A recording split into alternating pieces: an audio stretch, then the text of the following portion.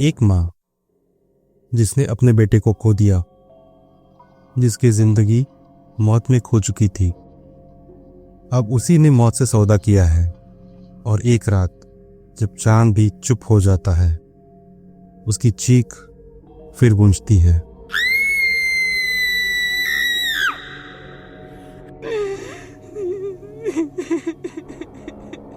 दूर कहीं पहाड़ों से घिरे एक छोटे से गांव में एक परिवार रहता था। पति विक्रम, पत्नी शालिनी और उनका 10 साल का बेटा राहुल।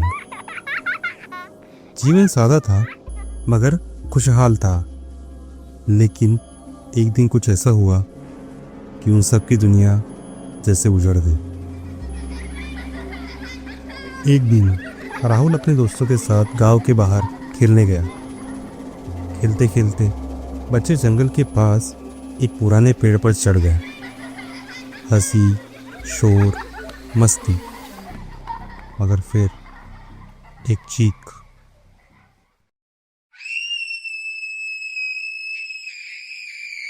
राहुल का पैर फिसल गया और वो ऊंचाई से सीधे जमीन पर गिर गया। उसके सिर पर एक गहरी चोट लगी। वो वही तड़पता रहा, मगर उसके दोस्त डर के मारे वहां से भाग गए।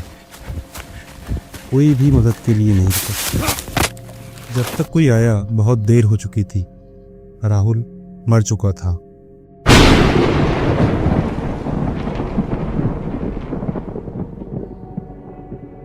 अब राहुल के देहांत को 6 महीने बीत चुके थे, लेकिन इस घर की दीवारों पर अब भी मातम की परछाई टंगी हुई थी।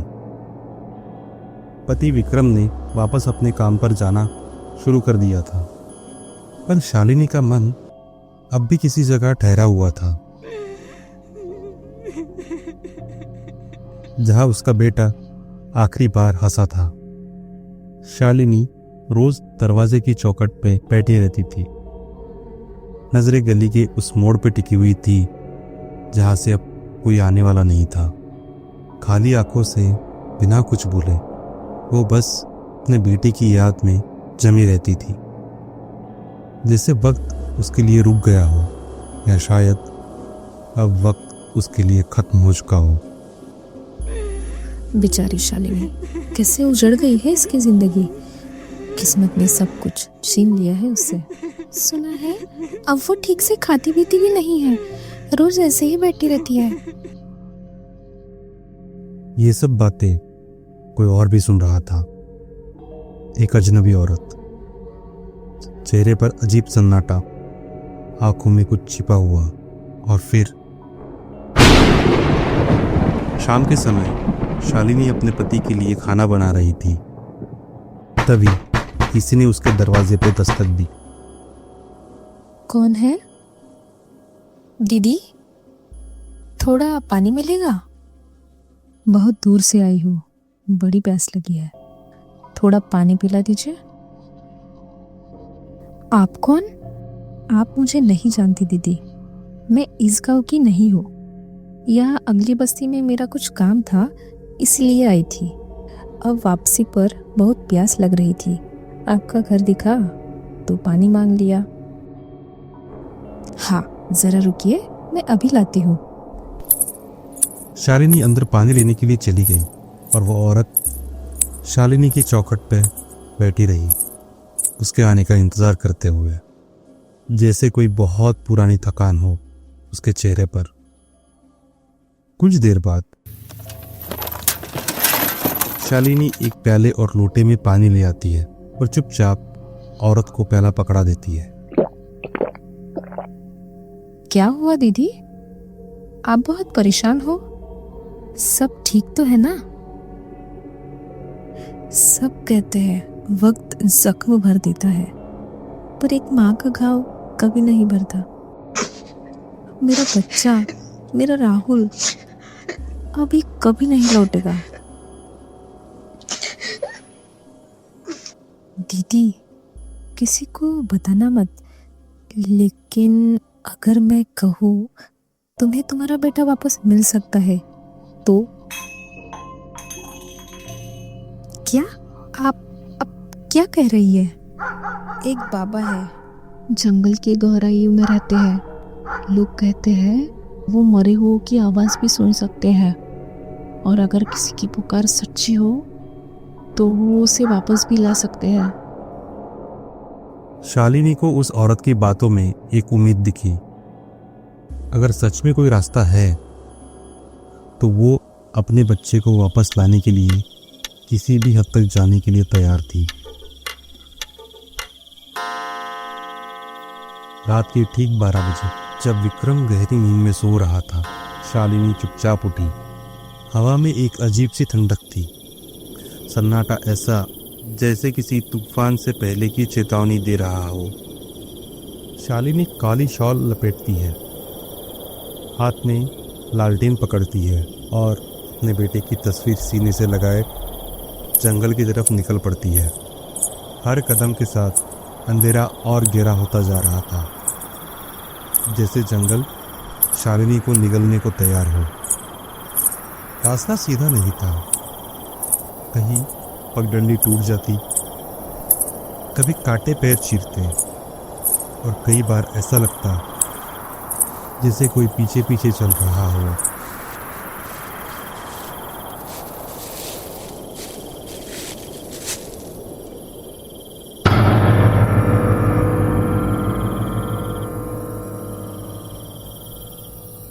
शालिनी डरकर पीछे मुड़ी।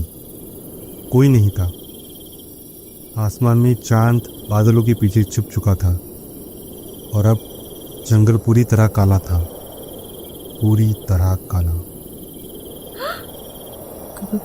कौन है? एक पल को लगा जैसे किसी ने उसके कंधे पे हाथ रखा, लेकिन जब उसने पीछे देखा वहाँ कुछ नहीं था। कभी कभी रात का अंधेरा आपको वो चीज़ें भी दिखाता है जो असल में होती ही नहीं। अब वो पगडंडी पर नहीं थी, वो जंगल के भीतर पहुंच चुकी थी, गहराई में, जहाँ पत्ते भी खामोश थे और हवा खुद कांप रही थी। तभी उसे दूर कुछ दिखा, एक लाल रोशनी की हल्की झलक, जैसे कोई हवन जल रहा हो। शालिनी चुपचाप उस लाल झलक की ओर देखती रही और तब उसने देखा कोई उस आग के सामने बैठा था। शालिनी ने कांपते हुए कदम बढ़ाए। अब वो वही थी जहां वो पहुंचना चाहती थी। एक टूटी फूटी झोपड़ी जिसके चारों ओर काली धुंध घूम रही थी, जैसे कोई जीव जो सांस ले रहा हो। आग जल रही थी, लेकिन वो आग हवन की नहीं थी। ऐसा लग रहा था जैसे किसी की लाश जल रही हो।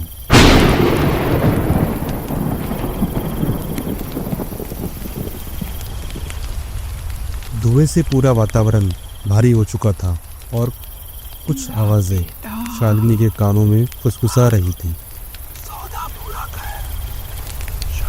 शालिनी उस बूढ़े के सामने आकर धीरे धीरे खड़ी हो गई। बाबा, आप वही हो ना जो उस औरत ने बताया था? एक बूढ़ा डरावना आदमी, लंबी दाढ़ी, आंखें सफेद, गर्दन तक राख से लिपटा हुआ शरीर, हवन के धुएं में बैठा था। औरत? कौन सी औरत? साफ साफ बोल, क्या चाहती है शालिनी, और यहाँ क्या लेने आई है? शालिनी चौंक पड़ी। कैसे? इस बाबा को उसका नाम कैसे पता था? पर फिर उसने अपने अंदर के सारे डर पीछे धकेल दिए और बोल पड़ी। मैं सिर्फ अपने बेटे को वापस चाहती हूँ। मूर्ख औरत, तुझे इतना भी नहीं पता मौत से कोई वापस नहीं आता। जो तू मांग रही है वो असंभव है। जा, चली जा, निकल जा यहाँ से। बाबा ने मुंह फेर लिया, जैसे अब और कुछ कहने को बचा ही नहीं था, जैसे ये बातचीत खत्म हो चुकी हो। लेकिन शालिनी रुकी नहीं। मैं कुछ भी करने को तैयार हूँ बाबा, कुछ भी। मुझे बस मेरा बेटा लौटा दीजिए। मैं आपके हाथ जोड़ती हूँ, आपके पैर पकड़ती हूँ। मेरी झोली में मेरा राहुल वापस डाल दीजिए। क्या कहा तूने? तो कुछ भी करेगी?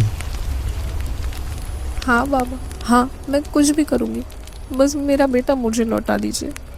और तब बाबा की आंखें खुली। वो मुस्कुराया, जैसे उसकी योजना पूरी हो गई है।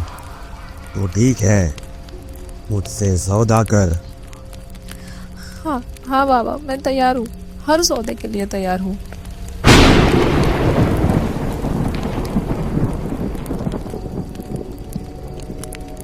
ठीक है, जा, घर जा और इंतजार कर अगली अमावस्या का।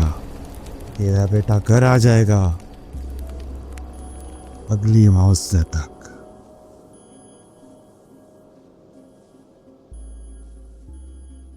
शालिनी वापस मुड़ी, लेकिन अब वो वैसी नहीं रही जैसी वो आई थी। वो चल पड़ी वापस। उसे लगा उसने कुछ पा लिया है, लेकिन असल में वो कुछ खो चुकी थी। शालिनी अपने घर लौट आई। अब उसके चेहरे पर एक हल्की सी उम्मीद थी कि उसका बेटा वापस आने वाला है। अब शालिनी का पूरा वजूद सिर्फ अगली अमावस्या का इंतजार करना था। तू आएगा ना राहुल? तू आ जा, बस आ जा बेटा, एक बार, बस एक बार। लेकिन उसी रात कोई और भी था जो उस अंधेरे जंगल में गया था अपना मकसद पूरा करने। मुझे वापस जाना ही नहीं चाहिए था। उस तांत्रिक ने जो कहा वो सब झूठ था, सब झूठ। अचानक एक जोरदार पैर झोपड़ी के दरवाजे पर पड़ता है। दरवाजा टूट जाता है और एक औरत चीखती है, तूने मुझसे धोखा किया है, सौदा कुछ और था और तूने मुझे बर्बाद कर दिया। बाबा का झूठ सामने आने वाला था। बाबा शांत रहता है, मगर मुस्कुराहट उसके चेहरे पर दिखती है। मैंने तुझसे पूछा था तुझे क्या चाहिए, तूने कहा पति, जिंदा या मुर्दा, ये नहीं कहा था। तू ढोंगी है, ढोंगी। तूने मेरे साथ छल किया है, तूने सौदा तोड़ा है। क्या बोली कुतिया? मैं ढूंढी हूँ, मैंने सौदा तोड़ा। तूने कहा पति चाहिए, मैंने तुझे दिया। पर वो तो चुप कर कुतिया, तूने मेरे गुस्से को ललकारा है। अब देख क्या होता है। बाबा सौदा अधूरा नहीं छोड़ता, पूरा करता है। तुझे तेरा पति चाहिए था ना, तो ले, ये ले तेरा पति।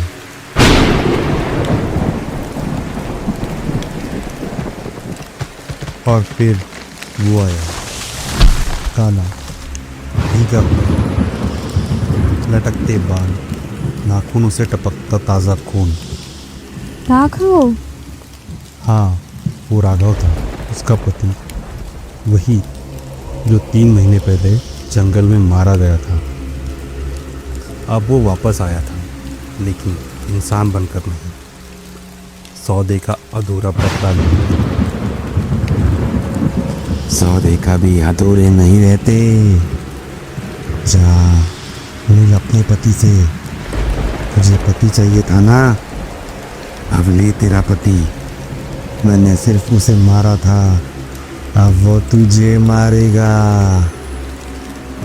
राघव उस औरत का सिर पकड़ लेता है, खींचने लगता है। वो औरत बेतहाशा रोती है, चीखती है, लेकिन राघव नहीं रुकता। अब उसमें दया नहीं थी, सिर्फ क्रोध था, अधूरे सौदे का क्रोध। राघव और ताकत से उसका सिर खींचता है। वो औरत अब हवा में लटक रही थी और फिर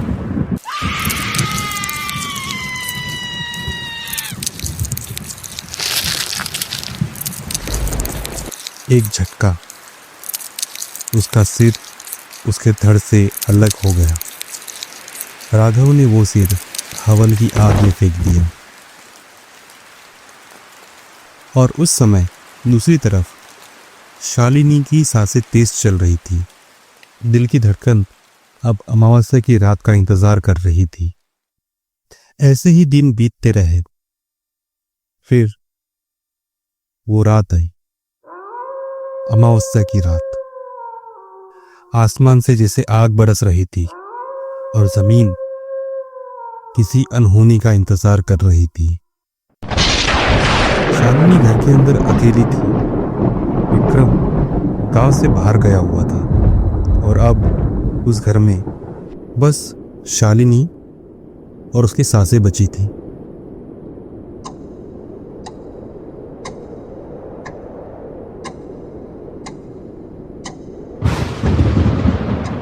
अचानक तेज बारिश शुरू हो गई, बिजलियां कड़कने लगी और माहौल एकदम सुनसान हो गया।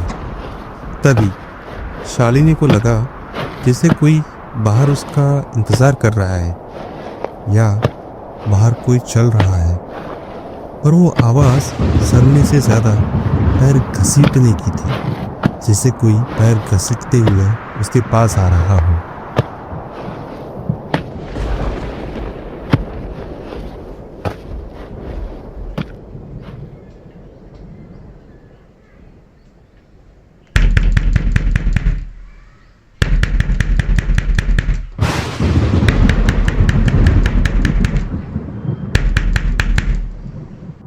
शालिनी उस आवाज से कांप गई, उसकी सांसें थम गई। ये कोई दस्तक नहीं थी, ये हमला था।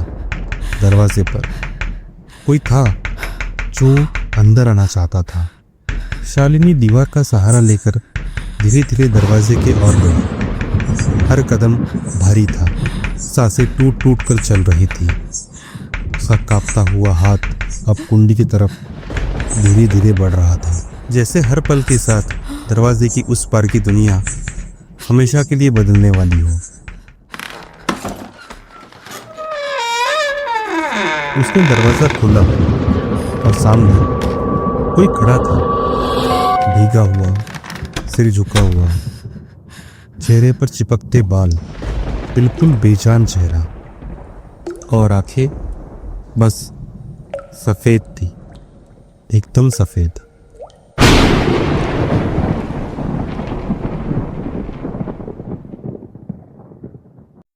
तो दोस्तों, आपको क्या लगता है दरवाजे पे दस्तक किसकी थी? विक्रम, बाबा या राहुल या कोई और? हम बहुत जल्द इस कहानी का दूसरा भाग लाने वाले हैं। इसमें होंगे सारे खुलासे। तो दोस्तों, वीडियो को लाइक करिए, चैनल को सब्सक्राइब करिए और बने रहिए हमारे साथ। धन्यवाद।